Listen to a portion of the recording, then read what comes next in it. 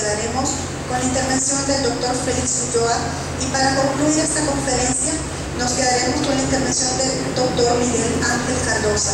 Así que dejo con ustedes al licenciado Gutiérrez para la apertura de esta conferencia.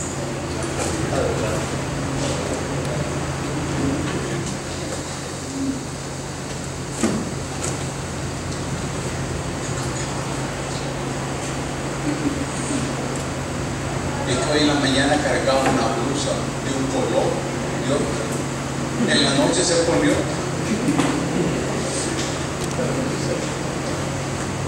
La ropa se cambia de manera rápida. Pero uno no cambia cuando se cambia camisa. Uno puede cambiarse el color del pelo, pero uno no cambia. Ese es el problema del cambio, de la figura del cambio y de la palabra cambio.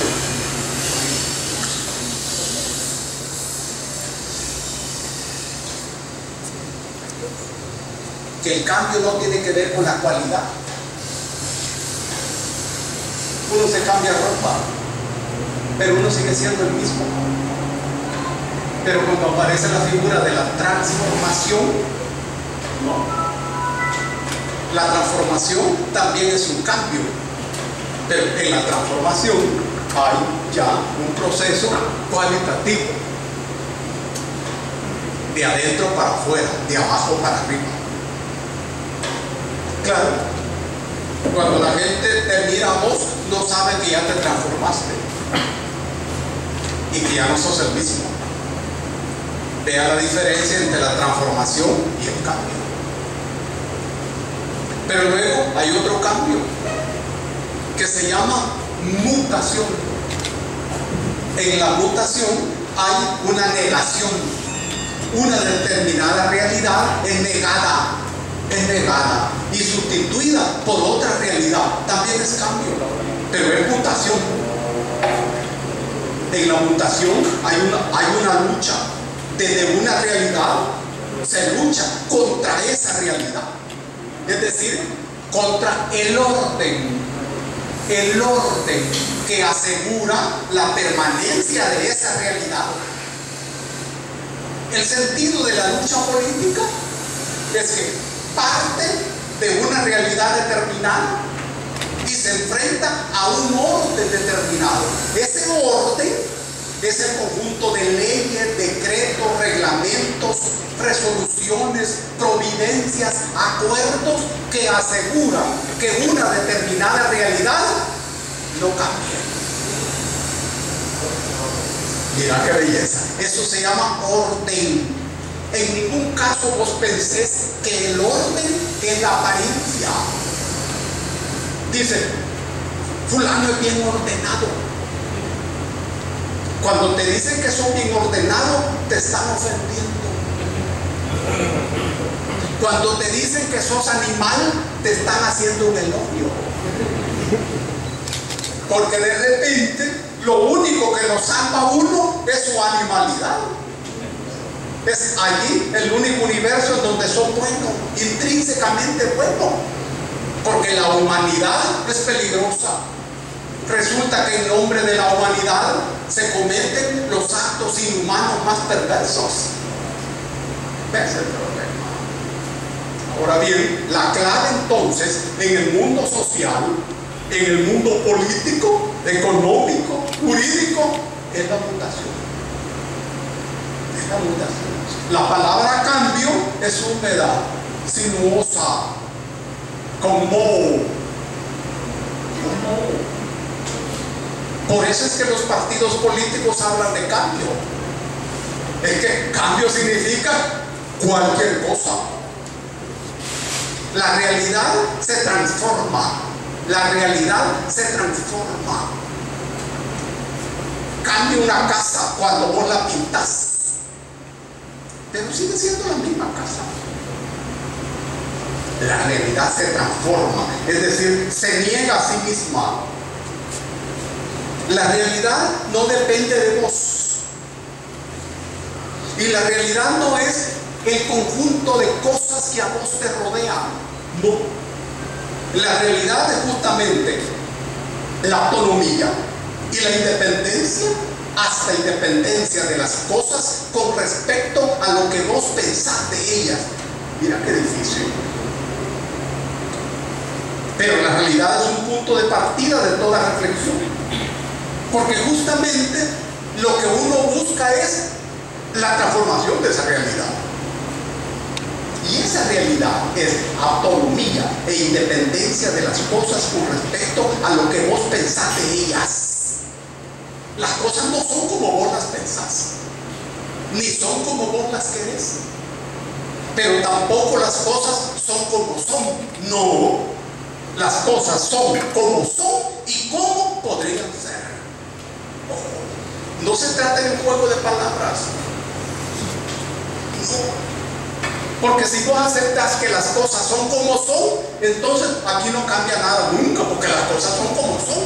Mira lo que te encuentro. Mira lo que te encuentro. Son como son y cómo podrían ser. Es decir, siempre está planteada la posibilidad dentro de las cosas de su transformación. La lucha del ser humano es justamente para transformar y negar una realidad. Ahora bien, la posibilidad de las transformaciones tiene una base histórica, porque la realidad histórica es aquella realidad que vos construís. Esta es la importancia de la historia. Esta es la importancia de la historia. Que la realidad histórica la construís vos. Las otras realidades no, pero esta sí. Pero lo que no construís vos son las condiciones históricas dentro de las cuales vos construís esa realidad histórica. Mirá qué difícil. Es decir, uno no escoge el momento, no escoge la coyuntura, las circunstancias, no. Uno toma las circunstancias que vienen ya dadas en y por el pasado. Y ahí te montás en el caballo. No podés escoger otro caballo y tenés que jinetear el caballo. Esa es la lucha histórica. En nuestro país estamos viviendo un momento histórico y una serie de confrontaciones históricas. Cuando vos lees, por ejemplo, sobre el voto cruzado, los consejos plurales, todo te huele a electoral y todo te huele a candidatos, algo así como queso rancio o frijoles descompuestos. Candidatos, votos. Vos ya sabes que cuando la gente vota, legitima y legaliza la gestión del poder. Este es el problema. Y cuando la gente vota, no elige nada. Y todo está organizado para que la gente vote, pero que no elija. Claro, y vos decís, bueno, pero es que es lo mismo. No. Es lo mismo. Cuando uno oye consejos plurales y todo eso, es cuestión de votos. Y es cierto. Pero el tema es que no es solo eso. ¿Y estas ideas son acaso ideas nuevas? No. En otros países hace días que esto se aplica. No hay ninguna revolución. Y al aplicarse tampoco produce revolución. No. Y entonces aquí porque los habían hecho. Es cierto. Las estructuras oligárquicas de nuestro país son súper primitivas, asesinas, pero peligrosas. Las oligarquías han sido oligarquías cafetaleras sangrientas, con un gran cuchillo lleno de sangre, impidiendo cualquier movimiento en la estructura del ejercicio del poder. Por eso estas cosas que no amenazan al poder, no, lo aseguran, lo consolidan, no había funcionado. ¿Y por qué hoy sí? Esa es esa pregunta. Esta es una pregunta histórica. ¿Y por qué hoy sí? Mira, es que ahora hay una sala de lo constitucional integrada así como está integrada. Hay una oligarquía que ha perdido el control del aparato del Estado. Una oligarquía que ha perdido el control de la economía. Y hay una pérdida casi total de homogeneidad en el sector dominante de nuestro país. Es decir, estoy explicando que es un momento de debilidad del poder, pero también es un momento de debilidad extrema del poder de la gente, del poder del pueblo. Porque hoy el pueblo adolece de anomia. Estoy hablando de su subjetividad. Y estructuralmente todo el país es quebrado, dominado por lo que se llama precarización. Este es un fenómeno estructural y la anomia es un fenómeno subjetivo, que paraliza, que impide la movilización, impide la organización y la construcción de lo que se llama subjetividad. Pero arriba el poder también está dividido, está cuarteado y debilitado, pero no tiene amenazas a su poder. Mira qué problema. Hay un gran chance histórico, pero ese chance histórico no es tal porque del lado del pueblo no se levanta, de que pelea. Por eso es que en este momento aparece la sala de lo constitucional. ¿Y en qué consiste el trabajo de la sala de lo constitucional? De estos 4 personajes. ¿Y cómo se juntaron estos 4 personajes ahí en la sala? ¿Y vos crees que es una cosa preconcebida o concebida? Que se trata de un plan celestial. Que San Judas Tadeo, que es el abogado de las causas perdidas, era el patrono de mi mamá. Y siempre le tenía una veladora a San Judas Tadeo, que todos los santos tienen cara de buenos. Hayan sido unas grandes fiestas, pero mi mamá le tenía fe a San Judas Tadeo. No, ningún plan. Ellos se juntaron allí. Error de los partidos políticos que como no conocen a la gente, juntaron a estos señores. ¿Y qué están haciendo estos señores? Un trabajo político. ¿Y qué hace un magistrado en la Corte Suprema de Justicia? Un trabajo político. ¿Y qué es la Corte Suprema de Justicia? Un órgano político. ¿Pero en qué consiste la especificidad del trabajo político de la Sala de lo Constitucional en este momento?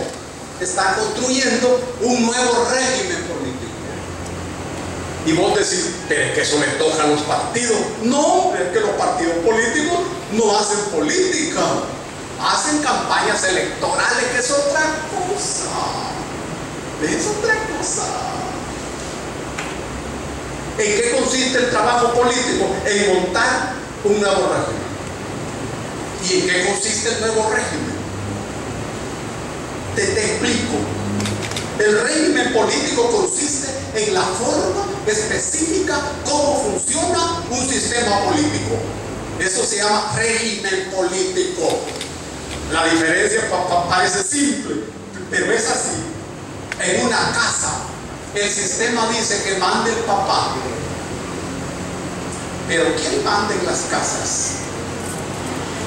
La mamá.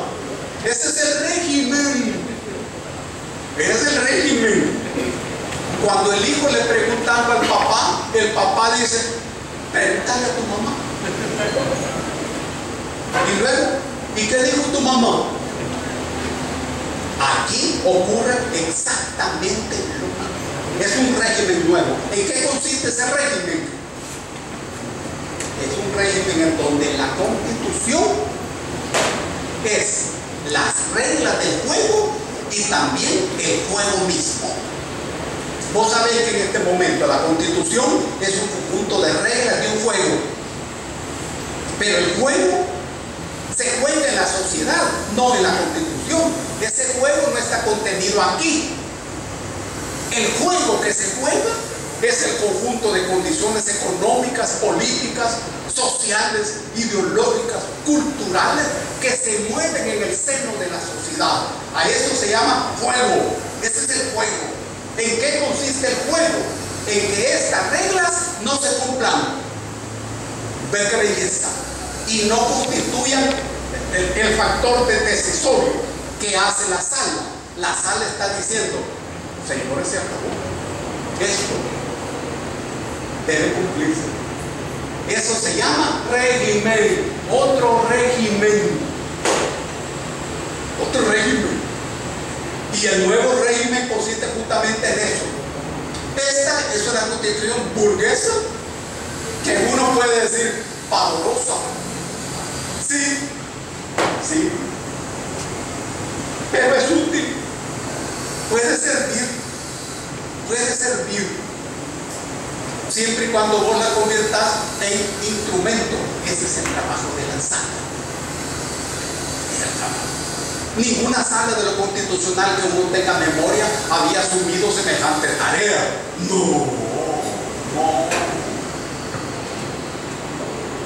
Claro, te echas enemigos, pero solo el que no vale nada no tiene enemigos. Ahora bien, en lo que tiene que ver con el tema electoral, ¿la sala está en contra de los partidos políticos? No, hombre, no, claro que no. El problema de los partidos políticos no viene de la sala, no. Viene de otro fenómeno. ¿De qué viene la crisis de los partidos políticos? De la crisis del Estado. Crisis del Estado. ¿Y de dónde viene la crisis del Estado en nuestro país? Es que eso es de la esencia de un modelo neoliberal, que es menos Estado y más mercado. Lo que pasa es que en El Salvador eso se aplicó a rajatabla y el Estado prácticamente desaparece y es sustituido por el mercado. En un paísito de 20.000 kilómetros cuadrados, de como 10 millones de habitantes, que desaparezca el Estado, es grave, mortal, mortal. Eso es lo que no se ocurre. Eso es lo que no se ocurre. La sentencia de la sala no está planteando el retorno al Estado, no. Tampoco está amenazando al mercado, no. Eso lo vamos a hacer otros, pero no, ese no es el trabajo de la sala. Pero tampoco amenaza a los partidos.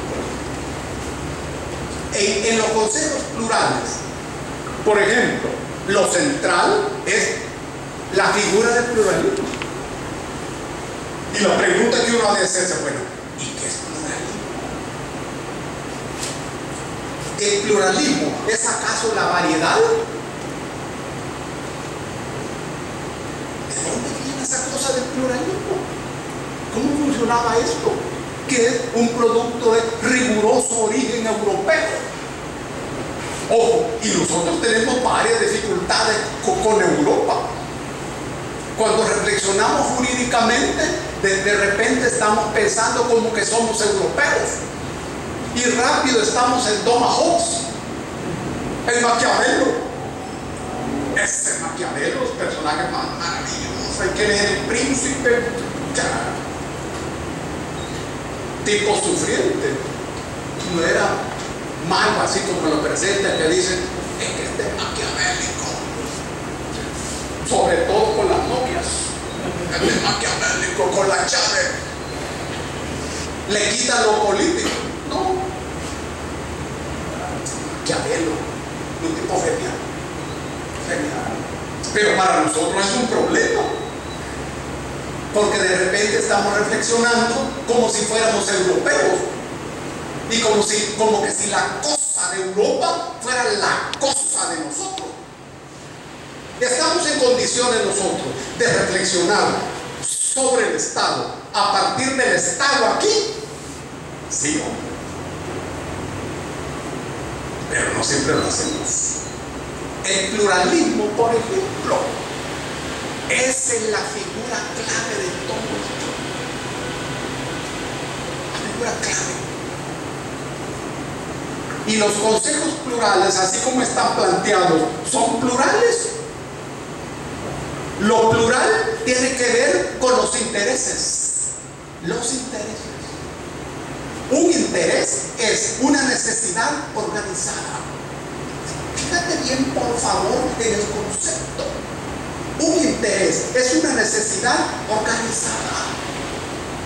Es que a la base de cada interés hay una necesidad. ¿Y las hormigas locas tienen intereses? Vos sabés que las hormigas locas son las que tienen el culito parado. ¿Y cuál es la característica de las hormigas locas? Hacen guerra química. Hacen guerra química. Cuando se ven amenazadas, paran el culito y echan químicos.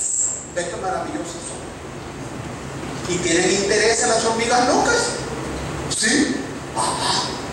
Entonces tiene interés en la naturaleza. Esta es una verdadera revolución en la reflexión crítica. Interés. ¿Y dónde nace el conflicto en la sociedad humana? En la relación de intereses. Muy bien. El conflicto es fundamental para esta reflexión que estamos haciendo. Y el pluralismo entonces es una figura que tiene que ver con los diferentes intereses. Pero de repente aprende uno que el conflicto de los intereses no ha de eliminar ninguno de los intereses. Dos, el conflicto de los intereses no ha de poner en amenaza al Estado. Tres, el conflicto de los intereses no ha de poner en amenaza a la economía de un país. Ajá. Entonces ocurre que la figura del pluralismo es una figura conservadora. ¿Y qué si de lo que se trata de cambiar el Estado, así como nosotros? ¿De qué se trata en nuestro país? De rescatar al Estado, de poner al Estado encima del mercado, claro, de amarrarle las manos a ese perro con rabia que muerde los pies de la gente, que se llama mercado. Y se trata de eliminarlo, no de ponerlo en su sitio. De ponerlo en su sitio. ¿Puede haber pluralismo en una sociedad que no tiene Estado? No, porque el centro de la figura es justamente el pluralismo. Ahora bien, en los consejos plurales hay pluralismo, es decir, ¿están representados todos los intereses? No. Más bien parece multipartidismo. Eso sí, la idea es que estén allí la mayor parte de partidos políticos. ¿Y por qué no están los vecinos? ¿Y por qué no está la gente de las comunidades? No, es que tiene que ser un partido político. Mira qué inteligentes son, qué listos son. Y uno no siempre tiene chance de reflexionar sobre esto. Son inteligentes, bien inteligentes. ¿Y esto amenaza a los partidos? No, claro que no. Los legitima, los organiza, los baña, les quita la ropa interior y le pone otra limpia. Así como durante la guerra, cuando uno se bañaba a los 20 días. ¿Te puedes imaginar esa ropa interior? Una gran amenaza. Hasta los pajaritos que estaban volando cerca caían muertos. De inmediato. El gran tóxico. Así ocurre con esto, con los partidos políticos. Les asegura la legalidad. Para la gente y para la comunidad, el tema es: ¿y cómo te vas a relacionar con esto? ¿Y esto va a aumentar la transparencia? No necesariamente. No necesariamente. ¿En manos de quién está todo eso? La información y la transparencia. En manos de las comunidades. En manos de las comunidades. Los partidos políticos no le van a hacer el trabajo a la gente. Los partidos políticos tienen su propio trabajo. ¿Qué es lo que vas a hacer vos en la comunidad? ¿Cómo te vas a organizar para estar controlando todo eso? Ese es el tema político. Ese es el tema político. Para toda la humanidad y para los seres humanos, es la hora de aprender a hacer política. Lo mismo tiene que ver con la figura del voto cruzado, una escuela política fina, muy fina. Es como cuando vos vas a un restaurante y hay un menú chile relleno que es tan bueno y tenés que aprender a hacer chile relleno vos, que anda ahí envuelto de casarse.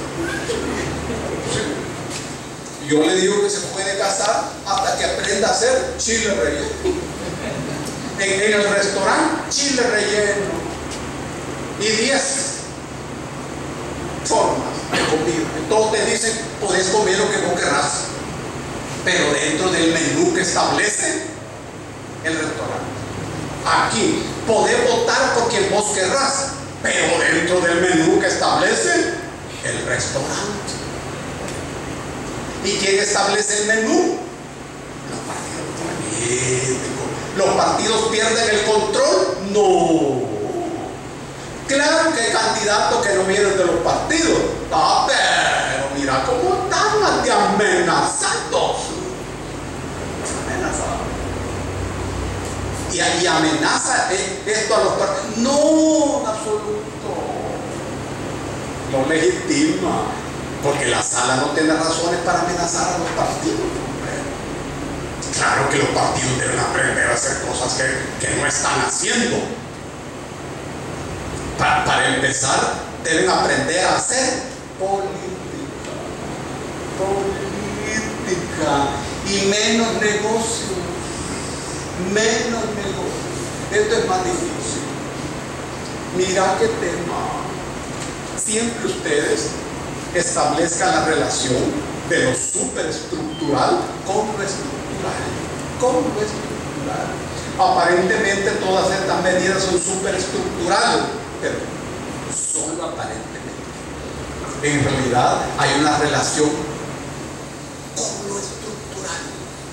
No olviden, cada vez que el Estado da un derecho, esto repercute en modificaciones en la distribución de la riqueza producida. Esta es la economía, la relación entre un derecho y la economía. Aquí también. ¿Y el derecho es para la gente o para los partidos?